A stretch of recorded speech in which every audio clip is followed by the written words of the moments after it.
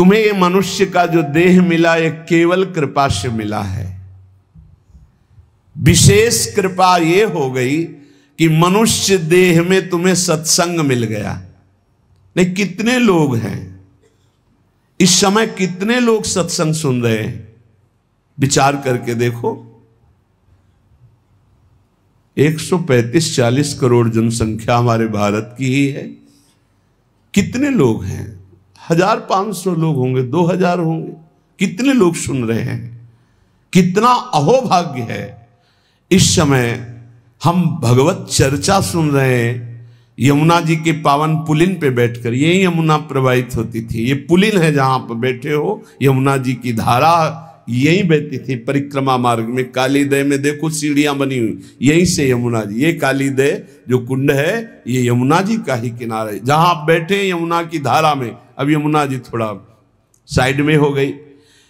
हमें वृंदावन में प्रिया प्रीतम की महान कृपा भरे सत्संग सुनने को मिल रहा है। ये विशेष कृपा। इस पर भी विशेष कृपा कि हमारी बुद्धि भजन करने के लिए सब कुछ त्यागने के लिए तैयार है। विशिष्ट कृपा, हमारी बुद्धि अब कह रही कि छोड़ो सब कुछ, भजन में लगो, भजन में लगो। इस सुअवसर को हाथ से मत जाने देना, नहीं तो कृपा का अपमान करने वाला केवल पछताता ही पछताता है। ये अहेतुकी कृपा हो गई है। तुम बड़े भाग्यवान हो अगर तुम्हारा मन श्री प्रिया प्रीतम के भजन में लग रहा है, तो तुमसे बड़ा कोई राजा नहीं है। दुखी मत हो। और जिनका भजन में मन नहीं लगा, भोगों में लगे, उनसे बड़ा कोई कंगाल नहीं। चाहे कोई कितना भी बड़ा धनी जमींदार, चाहे जितना बड़ा पदाधिकारी हो, यदि भगवान से विमुख है, धर्म से विमुख है, अधर्माचरण करता है और खूब ऐश्वर्य वैभव, तो उससे बड़ा कोई भिखारी नहीं, क्योंकि हाथ में कुछ नहीं लगेगा पाप के सिवा। आज तुम्हारा वास कमजोर है, तुम्हारे खान पान की व्यवस्था कमजोर है, तुम्हारा कोई साथ नहीं दे रहा है, संपत्ति भी नहीं है, लेकिन तुम प्रिया प्रीतम का नाम जप कर रहे हो, तो कह रहे तुमसे बड़ा कोई राजा नहीं है, तुम बहुत बड़े धनी हो। देख लेना समय पर जब ये फसल अपना रंग दिखाएगी। भजन में तुम्हें कुछ त्याग करने के लिए हम नहीं कह रहे हैं। तुम जो काम करते हो धर्म पूर्वक करो, जो काम करते हो प्रभु को समर्पित कर दो और नाम जप करते रहो। शरीर को सेवा का साधन बना दो, मन को सुमिरन में लगा दो। आप देख लेना, अगर अहंकार नहीं करोगे तो तुम्हारा बेड़ा पार हो जाएगा। शरीर को सेवा में लगा दो, जो कर्म करते हो धर्म पूर्वक करो, उनको प्रभु को समर्पित कर दो और नाम जप करो। और अहंकार नहीं करोगे तो बहुत जल्दी तुम ज्ञान को प्राप्त हो जाओगे। तुम्हारे हृदय में ज्ञान प्रकाश हो जाएगा, तो अहंकार नष्ट हो जाएगा। अहंकार नष्ट होते ही भगवत तत्व का बोध हो जाता है। देखो, तुम्हें कहीं भागने की जरूरत नहीं है। मन की दिशा जो भोगों की तरफ है, उसे मोड़ करके प्रभु की तरफ लगानी है। तुम्हें जो ही प्रभु की तरफ अपने मन को, अपने मुख को मोड़ा, तो बिना साधन किए करोड़ों जन्मों के पाप नष्ट हो जाते हैं। सन्मुख हो ही जीव मोहि जब ही, जन्म कोटि अघ नाशो तब ही। जे ही जीव भगवान के सन्मुख हुआ, मन को मोड़कर प्रभु की तरफ किया, राधा राधा, करोड़ों जन्मों के पाप नष्ट होने लगते हैं। जिनका भोगों की ओर मन है, चिंता शोक भय दुख जन्म मृत्यु ये नहीं हटेगा। चाहे जितना रुपया जमा कर लो, चाहे जितना भोग लो, चिंता शोक भय मृत्यु ये तुम्हें सताते रहेंगे। नरक के निंदनीय गर्त में तुम्हें गिरना पड़ेगा, महान दुख भोगना पड़ेगा। इसलिए तुम पर भगवान की कृपा हो गई है। मनुष्य शरीर सत्संग भजन की महिमा।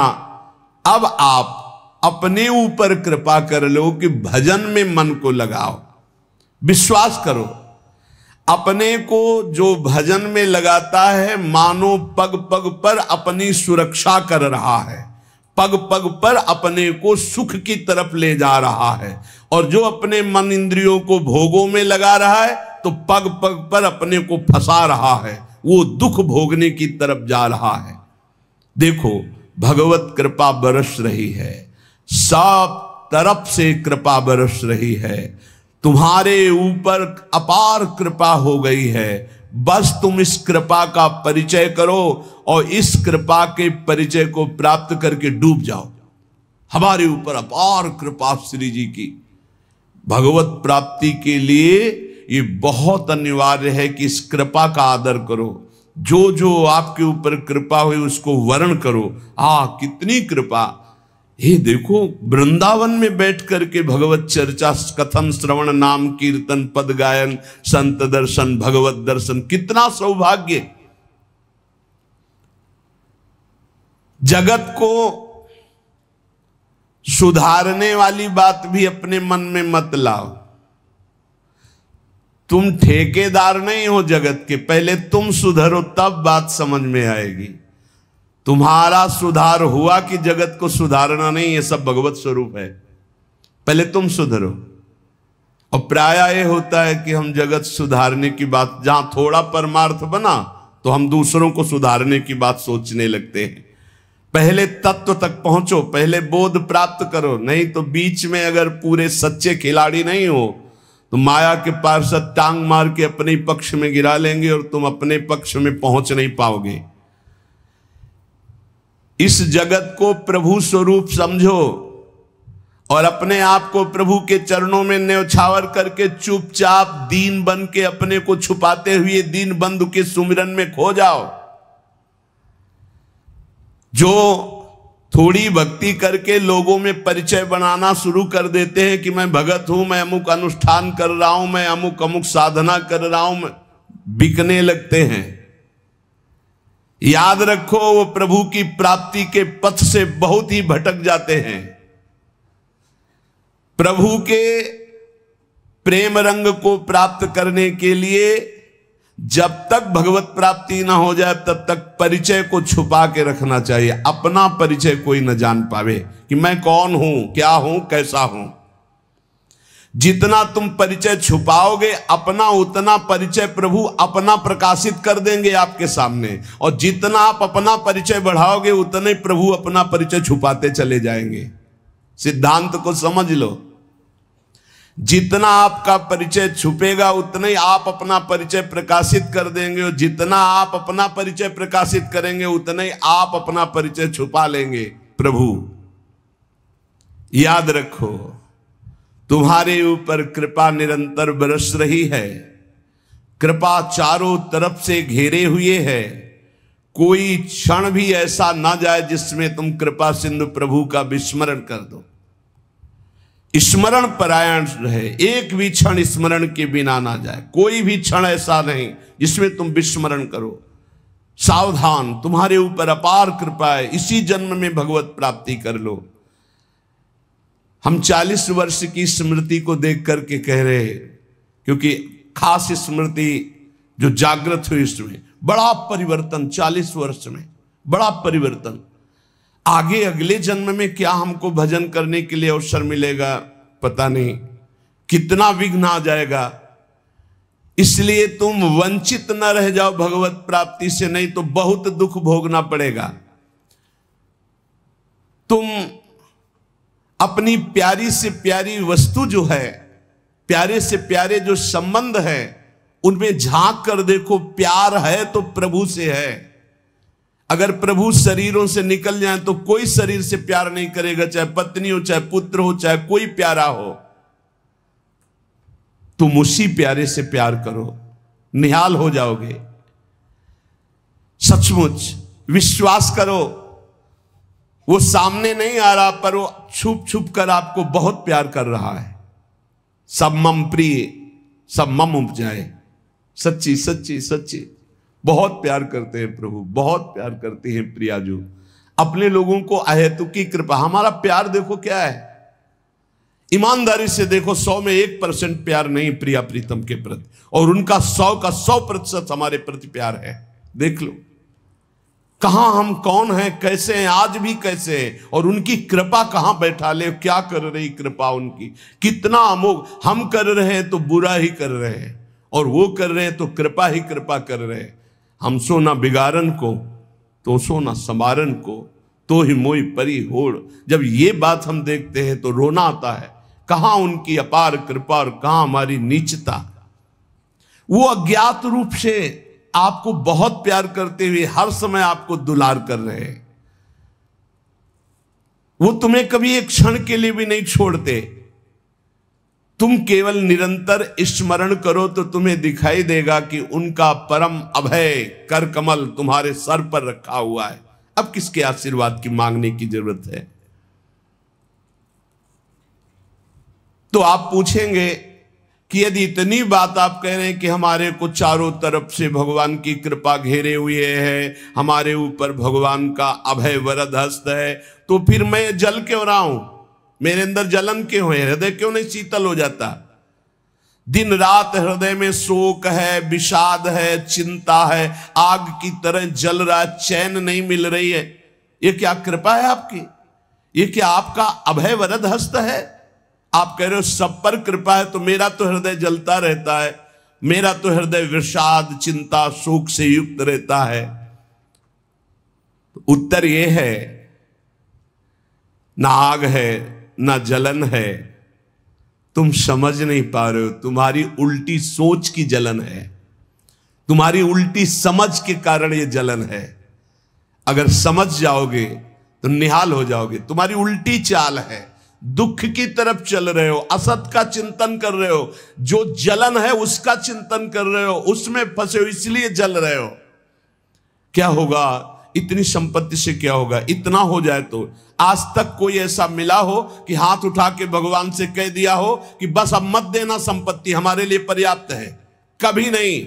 100 तो हजार, हजार तो लाख, लाख तो 10 लाख, 10 लाख तो करोड़, करोड़ से अरब, अरब से खरब। कितना मर जाओगे, एक चवन्नी तुम्हारे हाथ नहीं जाएगी, 25 पैसे हाथ नहीं जाएंगे। बस ये सोच तुम्हारी तुम्हें नरक ले जाएगी, तुम्हारी दुर्गति कर देगी। यही तुम्हारे जलन का कारण है। जलन का कारण भगवान नहीं है, जलन का कारण और कोई व्यक्ति नहीं है। जलन का कारण आपकी सोच है, आपका चिंतन है, आपका भाव है। इसी भाव को, जो मलिन भाव है, भगवत भाव में लगा दो, अभी आनंद में डूब जाओगे।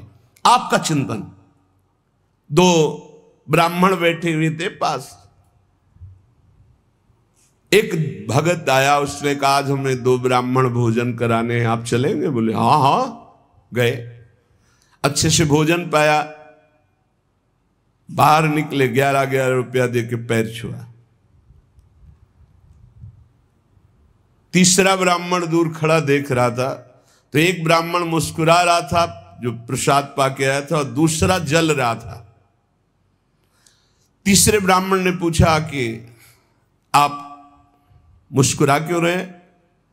तुम कहा यार आज तो भोजन की भी व्यवस्था नहीं थी, भगवान ने कितनी कृपा की, भोजन भी मिला, 11 रुपया दक्षिणा मिली।